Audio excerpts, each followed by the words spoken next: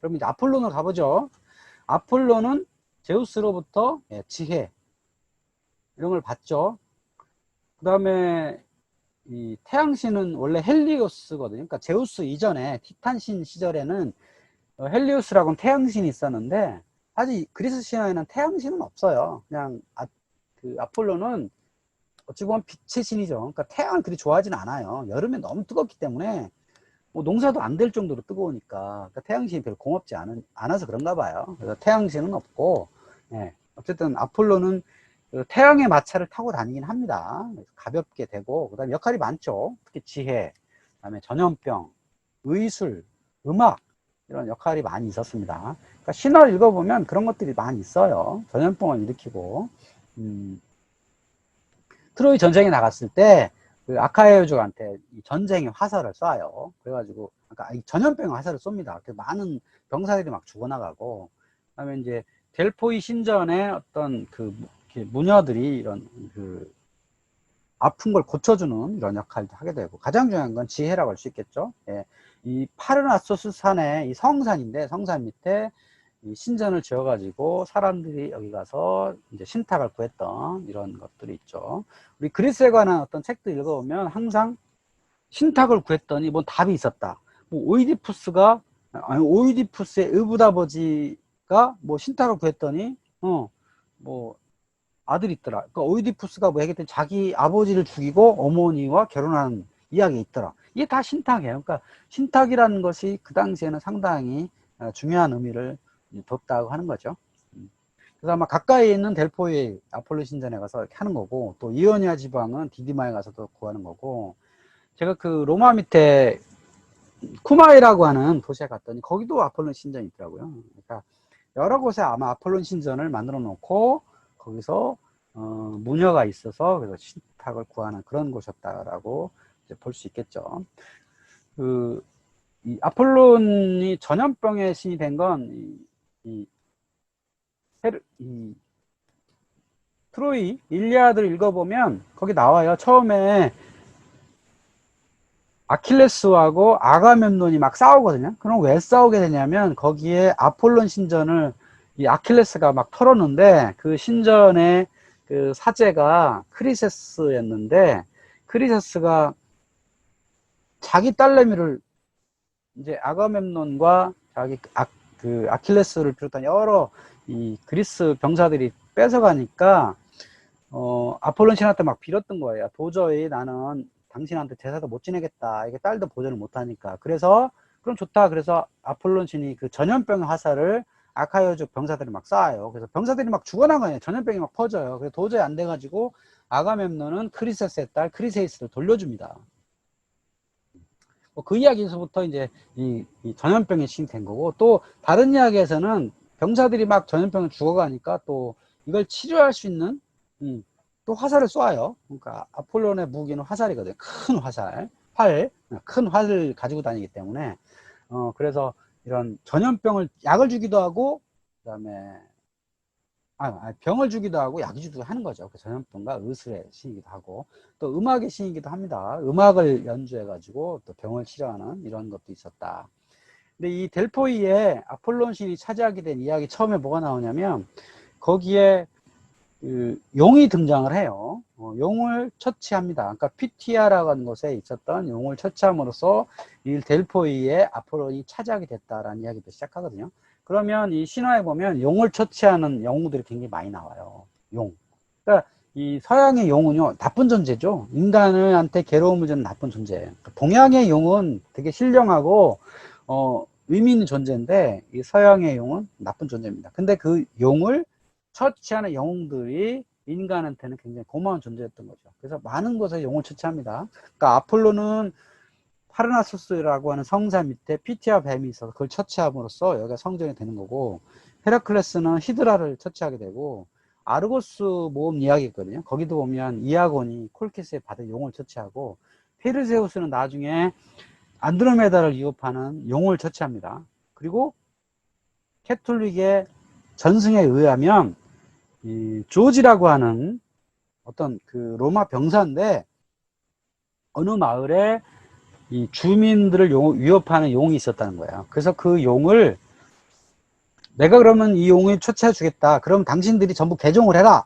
라고 했더니 그 마을 주민들이 그럼 좋다. 개종을 하겠다. 그래서 이 조지가 용을 처치해 줍니다. 그래서 그 마을 전체를 예, 예수를 믿는 마을로 개종을 했다는 거예요. 그래서 이 조지가 나중에 성인이 되죠. 성 조지, 성 조지가 이 캐톨릭의 전승에 굉장히 유명한 인물입니다. 잉글랜드의 수호신이죠. 예, 잉글랜드의 흰 바탕에 붉은색 십자가가 있는 게 성 조지의 상징입니다. 오늘날에 보면 조지아라고 하는 국가도 있죠. 이 성 조지를 성인으로 삼아서 만들어진 국가죠. 옛날엔 조지아라는 나라가 없었는데 나중에 소련 시절에 나라를 이름을 정하면서 뭐 조지아라고 네, 한 것 같은데 어쨌든 이런 그 용을 해치우는 문화들이 많이 등장을 하는데 아폴론도 가장 대표적이다. 근데 아폴로는 사랑에 서툴죠. 뭐 결혼해가지고 뭐 했다는 얘기는 없어요. 물론 아폴론의 아들들은 몇 있지만 결혼은 안 했어요. 그리고 실제 사랑도 잘 안 됐고 아주 멋진 남자의 대명사긴 한데 이 아프네와의 사랑은 또 유명하죠. 그러니까 이거에 또 시작된 이야기가 아폴론의 무기가 큰 활이잖아요. 그 활을 가지고 다니면서 뭔가 전염병도 쏘고 뭐 병도 약도 주고 하는데 그렇게 이제 자기 큰 활이 있다고 막 그 뻐길 때 에르스가 옆에 있었나 봐요. 에르스는 조그만 화살이잖아요. 그래서 야 너는 이렇게 조그만 화살 갖고 뭐 하겠냐 라고 했더니 에르스가 그러면 내 실력은 보여줄게. 그래서 에르스가 아폴론한테 사랑의 화살을 쏴요. 그럼 사랑의 화살을 맞으면 어떻게 되죠? 바로 가까이 있는 어떤 여인한테 사랑이 이제 꽂히는 겁니다. 마침 옆에 다프네가 있어가지고 아폴로는 막 사랑을 하려고 막 쫓아가죠. 근데 에르스는 또 다프네한테 미움의 화살을 쏘죠. 그래서 다프네는 저 쫓아오는 남자가 절대 사랑할 수 없어. 막 계속 도망을 갑니다. 도망을 가다 거의 잡힐 즈음에 그 아버지한테 나 좀 살려달라라고 얘기를 하니까 아버지가 이 다프네를 월계나무로 바꿔주죠. 그래서 이렇게 죽기 직전에 월계나무로 바꿨던 그 다프네 그 모습. 그래서 이 아폴로는 피티아 경기에서 월계나무를 우승자한테 주는 문화가 생겼다라고 스토리가 있는 거죠. 자, 디오니소스 또 가봅니다. 흔히 디오니소스는 술의 신으로 알려져 있죠.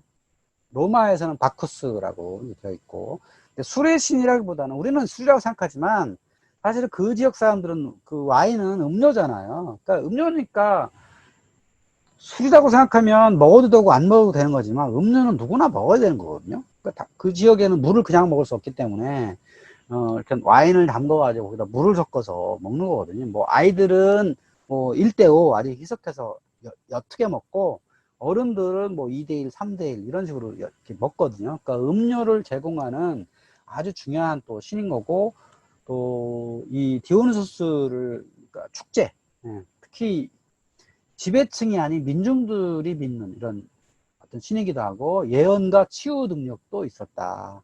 그 아마도 이 아폴로는 인도 유럽 쪽에 북방에 내려온 사람들이 믿는 신이었다면 디오니소스는 아마도 동방 지역에서 이렇게 건너오지 않았을까 이렇게 생각할 수 있어요. 그러니까 디오니소스가 포도잖아요. 그러니까 포도가 아마 아르메지아 지역, 이 동쪽 지역에서 점차적으로 서쪽으로 이동을 해가지고 이 디오니소스라고 하는 신앙이 생기지 않았을까 이렇게 설명을 하는 거죠. 자, 니체라고 하는 작가가 비극의 탄생이라는 책에서 이렇게 설명을 하죠. 어떤 열정을 가진 디오니소스, 그다음에 이성을 가진 아폴론 이렇게 이제 분석을 하는데 이제 사람은 둘로 나눌 수 있다. 이성적이고 분석적이고 정형화된 조형물을 가진 아폴론. 그 대신 감정적이고 뭔가 정열적이고 비정형적인 디오니소스가 있다. 이렇게 이제 설명을 하죠. 아주 멋진 말도 있습니다. 모든 철학자는 예술가여야 하고 모든 예술가는 철학자여야 한다. 이게 맞을 것 같아요. 그죠? 20세기 미술을 이해하려면 결국은 그 미술을 만든 작가의 철학을 이해해야만 가치가 결정되는 것처럼 예술과 철학은 뗄래야 뗄 수 없는 이런 모습인 것 같고요. 그 다음에 아폴론과 디오니소스의 관점에서 보면 아폴론은 낮을 상징하고요. 디오니소스는 밤을 상징하거든요. 그 다음에 이 델포의 신전은 원래 아폴론과 디ony수스가 공유를 했어요. 그래서 이 신탁을 구하러 오는 이런 지배층들한테는 아폴론의 역할을 한 거고, 민중들, 가난하고 핍박받던 사람들, 여인들, 노예들 이런 사람들한테는 뭔가 그 축제를 제공하고 신앙을 제공했던 디ony수스가 의미가 있었다. 그래서 아폴론과 디ony수스는 이런 밤과 낮, 이성과 정열 이런 걸 상징하는 존재로서의 의미가 있었다라고 하는 거죠. 가난한 자들은 아폴론한테 이렇게 접근할 일이 사실 없거든요. 아폴론 신전에 가려면 맨손으로 가면 안 돼요. 이 복채를 굉장히 두둑하게 가져가야 되기 때문에 민중들한테 별 상관이 없었고, 그러니까 이 민중들은 그 도시에서 열렸던 디오누소스 축제에 가담을 해가지고 뭐 3일 동안 가면을 쓰고 즐겁게 축제를 즐길 수 있었고, 때로는 신앙의 신으로서 역할을 했었고, 그런 역할이 많이 달랐다라고 하는 게 이제 이 디오니소스와 아폴론의 차이점이라고 할 수 있겠습니다. 네, 잠시 쉬었다가 다음 시간 하겠습니다.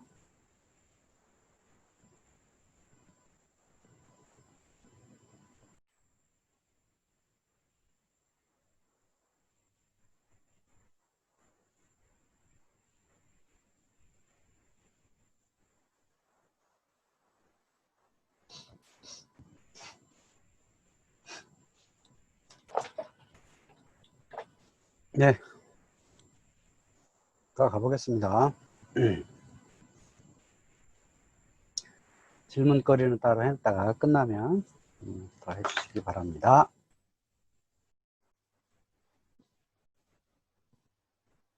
기술의 신 헤파이토스 편입니다. 헤파이토스는 아주 독특한 존재죠.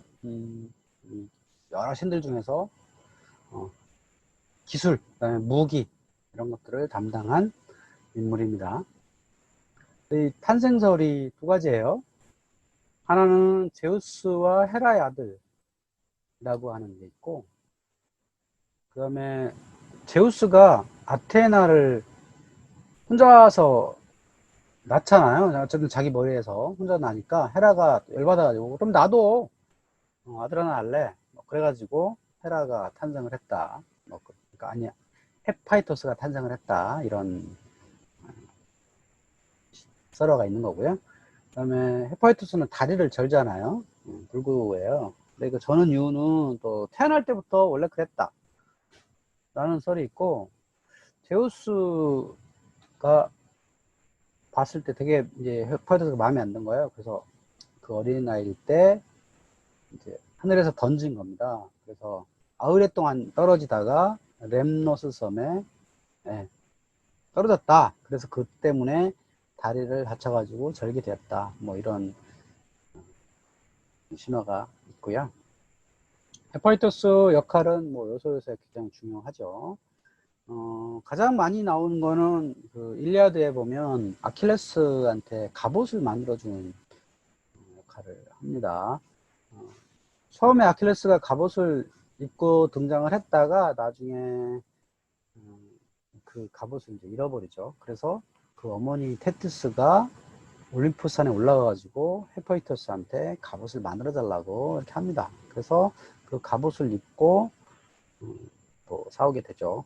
아마도 아킬레스는 우리가 아킬레스의 그 발목만 약점이고 나머지는 불멸이다 이렇게 우리가 신화에 알려져 있잖아요. 근데 사실 이게 어찌 보면 조금 잘못된 걸 수 있어요. 그러니까 불멸이라고 하는 건 죽지 않는 건 신이거든요. 근데 불멸의 신이 되려면 그런 그 스틱스 강에 몸을 담궈서 불멸이 되는 게 아니거든요. 뭐 어떻게 불멸이 되냐? 신들이 먹는 암브로시아라고 하는 음식과 넥타라는 음료를 먹어야만 불멸이 되는 거예요. 그러니까 인간과 신의 차이는 그런 거거든요. 근데 아킬레스는 어머니가 여신이긴 해도 인간의 아버지를 두었거든요. 그러니까 불멸이 될 수는 없어요. 죽긴 죽어야 되는데 왜 이렇게 강력한 영웅이 되었느냐? 아마도 제가 보기엔 헤파이토스가 만들어준 이 갑옷 때문이 아닐까. 근데 뒤꿈치는 갑옷이 가려지지 않거든요. 근데 마침 그 파리스가 그 화살을 쏴가지고 그 아킬레스건을 맞춰서 그 아킬레우스가 죽기 때문에 그런 게 아닐까 싶은데요. 어쨌든 헤파이토스가 이렇게 대단한 기술자였다. 아테네에 가보면 거의 온전하게 보존된 신전이 있어요. 그래서 옛날에는 이거를 그 테세우스를 모신 테세이온이라고 생각했어요. 신화에 그렇게 나오거든요. 테세우스를 모신 신전을 만들었다라고. 그런데 이 주변을 발굴을 해보니까 온갖 무기와 이런 것들이 있더라는 거예요. 그래서 아, 이거는 헤파이토스를 모신 신전이구나 라고 생각을 하게 된 거죠. 그래서 오늘날에는 여기를 테세이온 대신에 헤파이토스 신전이라고 이제 부르죠. 근데 헤파이토스가 남긴 이야기 중에 재밌는 게 아프로디테와 아레스에 관련된 이야기입니다.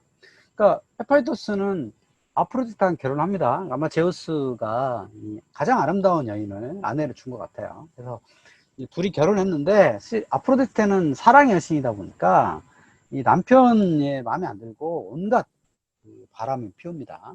그 중에서 가장 유명한 에피소드가 아레스라고 하는 전쟁의 신과 바람을 피우는 거죠. 그래서 헤파이토스가 그거를 좀 현장을 잡으려고 했던 거예요. 그래서 멀리 내가 출장을 간다고 이렇게 얘기를 해놓고 나서 이제 집을 떠나요. 그리고 그 전에 자기 침대에다가 눈에 보이지 않는 그물을 이렇게 설치하죠. 그래서 이제 아프로디테는 아레스와 바람을 핍니다. 그때 급하게 돌아옵니다. 헤파이토스 돌아와가지고 이 두 남녀를 잡죠. 그래서 어떤 그림에는 이 두 남녀가 그물에 이렇게 잡혀가지고 막 신들이 이렇게 놀리는 이런 장면도 있고, 오늘 보여주는 이 장면은 여기 오른쪽에 보면 어떤 투구 쓴 남자가 침대 밑에 이렇게 숨어 있죠.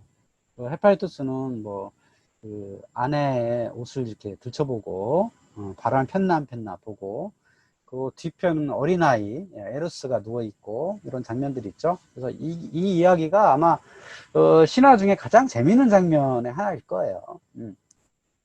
헤파이토스가 만든 그물에 잡힌 아레스와 아프로디테라고 할 수 있죠. 아레스라고 하는 이 전쟁에서는 이 그리스 신화에서는 별 역할이 없어요. 이 전쟁을 담당하는 게 아테나였기 때문에 전쟁의 신 역할이 별로 없는데, 나중에 아레스는 이제 로마에 가서는 상당히 큰 역할을 하죠. 전쟁에서는 로마에서는 원래 전쟁으로 흥한 나라였기 때문에 전쟁의 신은 로마에서 역할이 큽니다. 근데 그리스 신화에서는 역할이 작고 이 아프로디테와의 연애 사건으로만 유명하다라고 하는 것. 자, 아폴론의 남매관으로 나오는 아르테미스가 있죠. 그래서 아르테미스 여신은 뭐 탄생 자체가 아폴론과 둘이 쌍둥이처럼 탄생을 했다. 그래서 나중에 이 탄생할 장소가 없어가지고 막 세상을 떠돌아 다니다가 델로스라고 하는 섬에서 탄생하게 되었다라고 알려져 있죠. 그리고 이 아폴론과의 짝의 개념으로 아폴론이 해라면 아르테미스 여신은 달인 것처럼 이렇게 됐고, 그 다음에 고유의 역할은 사냥의 여신이다라고 정의했는데, 이 사냥이 나온 또 이야기가 그 일리아드에 나오는 거예요. 아니, 일리아드 전에 그 트로이 전쟁을 나갈 때 비극 작가들이 그렇게 설정을 한 겁니다. 나갈 때 이 아가멤논을 비롯한 이 그리스의 배들이 가야 되는데 바람이 안 불어가지고 출정을 못했는데, 그때 이피게네아라고 하는 그 아가멤논의 딸을 바치면 된다라고 사제가 얘기했기 때문에 그 이피게네아를 이제 신전 앞에서 죽여가지고 신한테 바치려고 했는데, 마침 그때 아르테미스가 등장을 해가지고 그 제물로 사슴을 주고 이 아르테미스 여신을 데리고 와요. 그래서 신전의 여사제로 삼았다라는 이야기가 있기 때문에 아르테미스는 사냥의 여신이다, 이렇게 정의가 된 거죠. 근데 이 동방 지역에 가보면 아르테미스는 역할이 상당히 많이 달라요. 그러니까 여기 그 에베소스의 박물관에 가보면 아르테미스 여신상이 있거든요. 여신상이 큰 게 있고 작은 게 있는데 둘 다 보면 이 다산의 상징이에요. 가슴이 여러 개 있거든요. 그러니까 헤로도토스의 이야기 읽어보면 그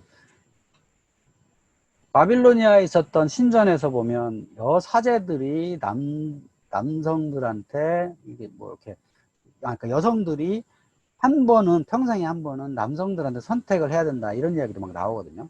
그러니까 그 말하자면 지중해 동방 지역에는 여신은 이 다산의 상징으로 많이 있었던 것 같아요. 그래서 이 여기 보면 에베소스라든지 사르디스라든지 뭐 키프로스라든지 이런 동방 지역에서는 아르테미스 여신은 다산의 상징으로 어머니 역할로 굉장히 크다라고 보여집니다.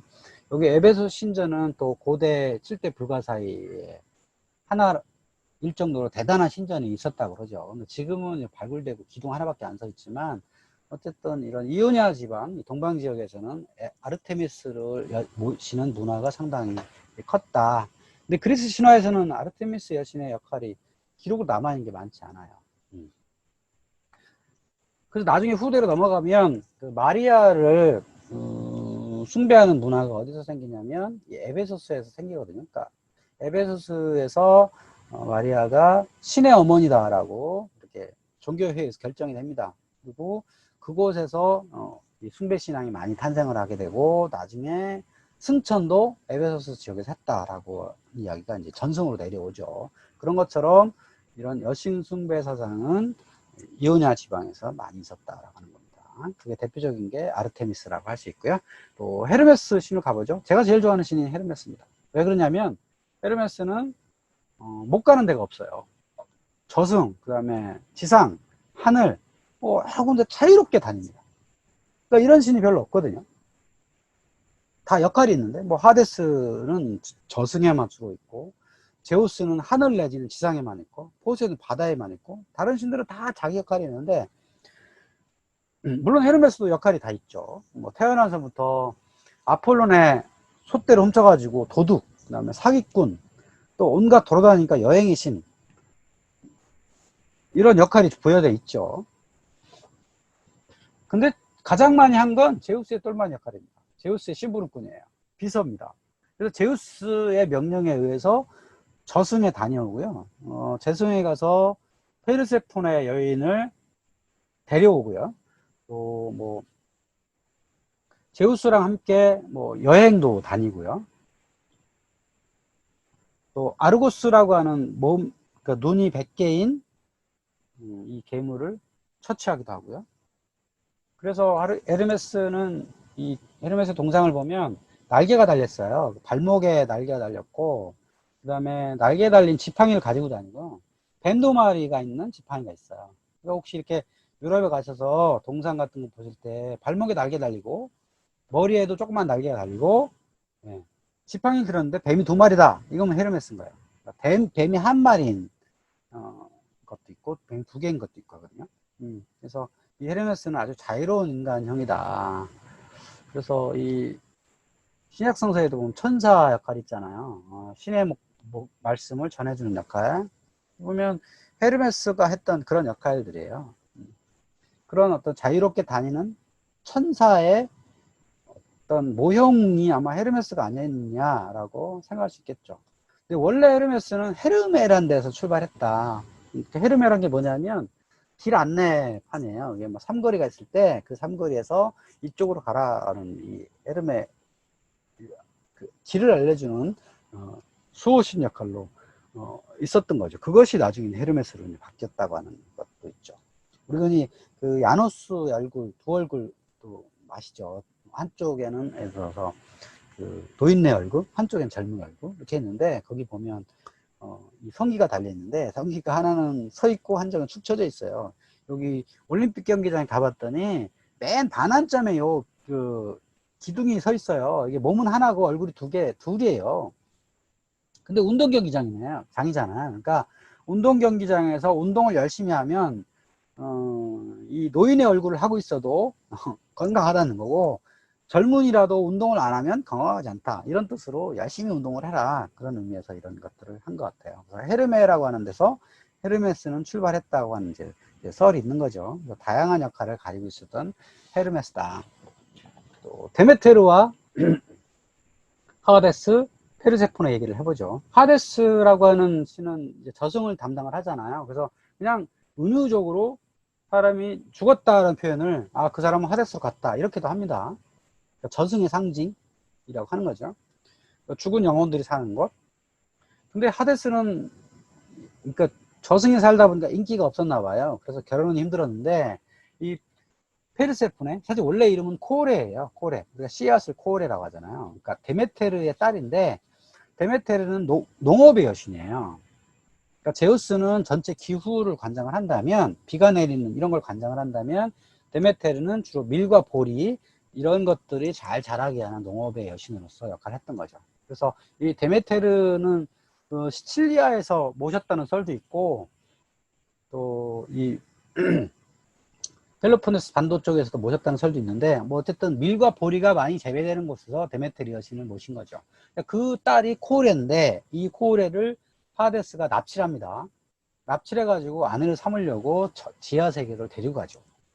그런데 어머니 데메테르는 딸이 갑자기 사라진 겁니다. 그래서 누가 딸을 납치해 갔느냐라고 사람들한테 막 물어봤더니, 아, 그거는 제우스의 농간이다. 다 알고 있으면서 그런다 해가지고 데메트르가 파업을 하게 됩니다. 이제 그 장면이 많은 예술가들한테 그림으로 그려져 있어요. 여기 그 로마에 있는